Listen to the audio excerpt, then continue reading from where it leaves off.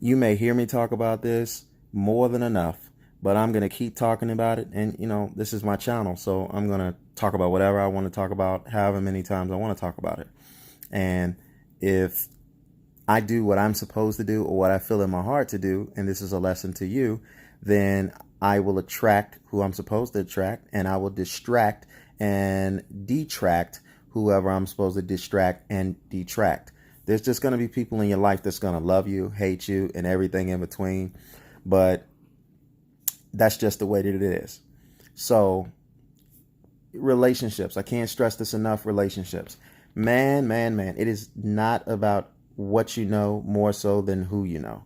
Now, granted, yes, you do need to know your stuff. You need to know what you need to know. If there's my coach used to say, opportunity meeting hard work. If there was a such thing as luck, that's what it would be defined as: opportunity meeting hard work.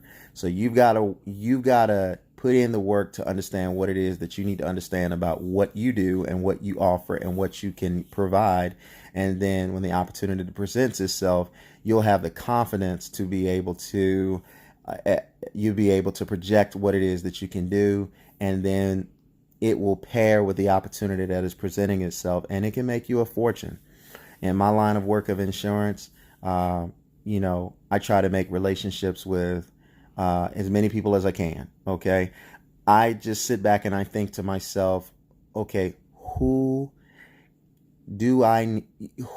am I trying to accomplish and what am I trying to do?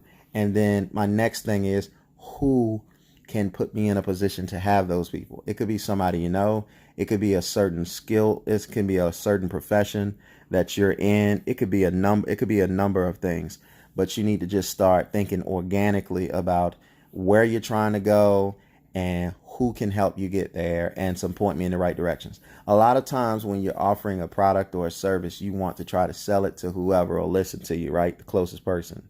But the best way to be able to sell and offer what it is that you sell and offer is take the people that are around you that'll take the time to at least listen to what you're doing and tell them, say, hey, listen, this is what I'm doing right now. Let me be very clear up front. I'm not trying to sell you anything. I'm not trying to offer you anything or whatever like that. I'm just trying to, I value and respect your opinion, and I wanted to just have 20 minutes to show you what I'm doing. And you can kind of give me I want feedback from you, and maybe you can point me in the right direction of what I should do with what I'm doing. People want to feel like they're needed. People don't want to feel like you're helping them. I'm going to repeat that. People want to know they are needed, and they don't care about you trying to help them. Okay. So you never want to come off like you're trying to do something to help them. I know it's noble. It sounds good. Hey, look, I've got a great product, great service, and people need this or people want this. You can't think like that. You have to think like you can't say the right thing to the wrong person, and you can't say the wrong thing to the right person.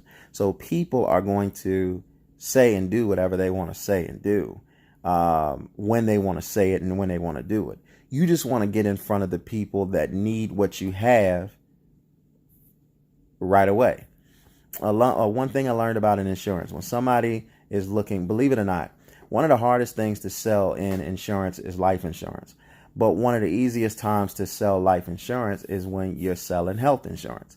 People associate life insurance as an additive a lot, just like dental and vision. You don't believe me? If you're selling health insurance, just try it.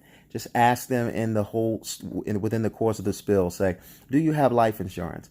They'll say yes, they'll say no, and if you don't have life insurance, would you like to go ahead and get some life insurance and see what's available?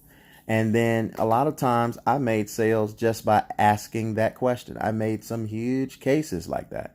I had one client, he wanted to get whole life for his children, he wanted to get a whole life for his wife and himself.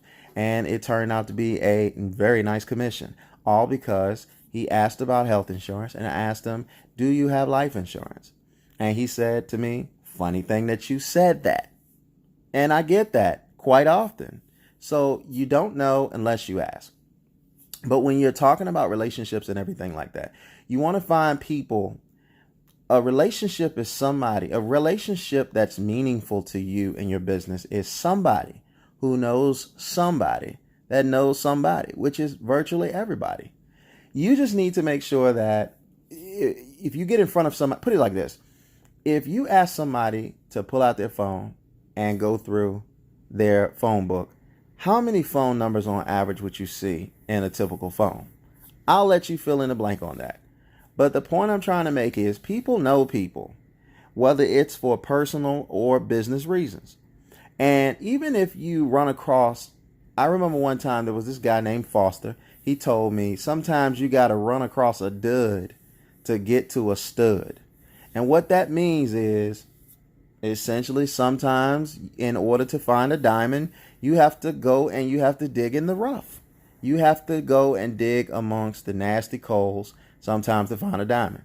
I remember this one particular person. This person would never get their life together. So I was thinking, man, why should I reach out to this person and try to get them and tell them about what I'm doing? They're not going to buy anything. They're not going to do anything. But when I knew better, I understood this person could possibly lead me in the right direction. Well, true story, I sat down with this person. This person, they had nothing going on. This person didn't have a job or anything. I sat down. I told him, I said, listen, I really want to know what your opinion is. I think you're a cool guy. I want to know what your opinion is. I'm doing something that I think is going to be huge and impactful. And I was wondering if you could make 20 minutes of your time and let me kind of go and show you.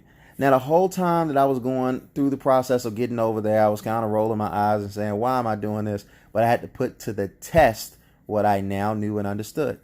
So wouldn't you know, I sat down with this person, I told them and gave them my spiel, and I said, could you point me in the right direction? What do you think I should be taking this? And they said to me, oh, you need to talk to my uncle. And I sat down and I talked. I said, really? Yes. Matter of fact, let me call him on the phone right now. And, hey, Unc, how you doing? I'm good. Hey, look, me and my friend wanted to stop by. I wanted to show you something and I wanted to see if you could kind of give me your opinion on it. He was just like, all right, I'm off today. Come on by. We went over there. I said, he introduced it. He was like, hey, look, this is my friend Lee. Lee showed me something and I thought that it was something that you might be interested in taking a look at. And the uncle rolled his eyes. He said, look, wait a minute. It might be something you could take a look at. I think a lot of people need this and maybe you could point him in the right direction. So I went on and I did this presentation again to his uncle. I ended up getting a huge deal from this man. And he hooked me up with his partners, with his company. And to this day, I'm still working on 20 or 30 different leads that have generated and spiraled out of that situation. So that is the true testament of a dud leading to a stud. So if you are in an insurance industry just like me, or you're doing something, sometimes all you need to do is just look at your inner circle. Don't put a value on your inner circle and say, oh, this person isn't going to buy. You're not trying. Listen, I didn't sell anything to this dud of a person. Okay. And I mean that, I don't mean in a disrespectful way. I'm just using it because I'm using it as the analogy from Foster. I used this person who wasn't going to do a transaction with me. And he linked me up with somebody who did a transaction with me that was huge. And this person thought that what I was doing was so unique and so powerful that he arranged to make sure that I could help a few of his colleagues out. And they all bought something from me. And it wasn't small, guys. It was huge. It was huge. The commissions were huge on this. So you need to take your phone if you're listening to this and you're an insurance agent in particular, and if you're a real estate agent in particular, and you need to make a list, A list, a B list, and a C list. An A list is the people that you want to call first, B list second, C list third.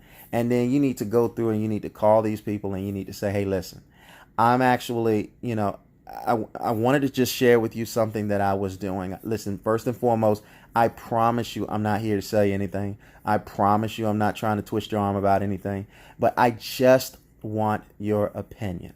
Your opinion is all that I need.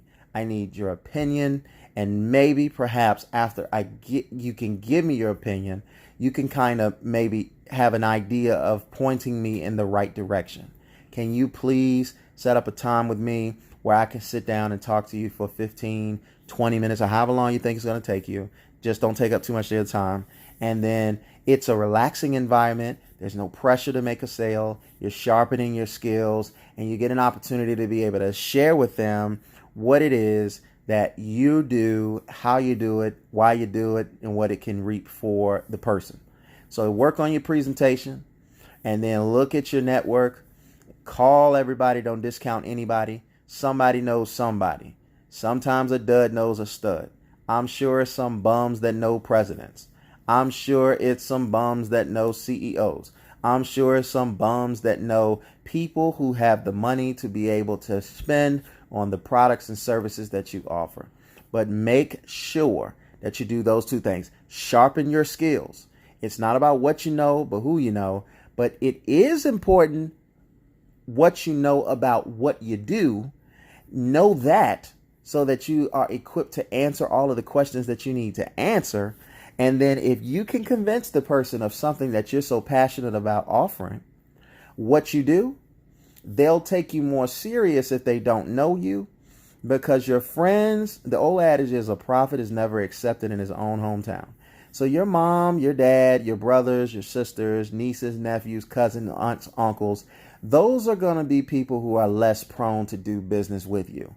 But those are the prime candidates to point you in the direction of somebody that will do business with you.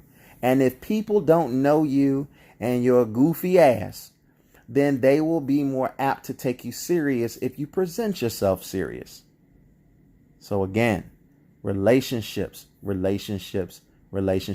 Make them work, make them profitable for you. You've got anywhere between 100 to 1,000, 1,500 phone numbers in your phone. Go through, make a top 60 list, categorize them, and go ahead and begin to work on it, because you could be sitting on a gold mine.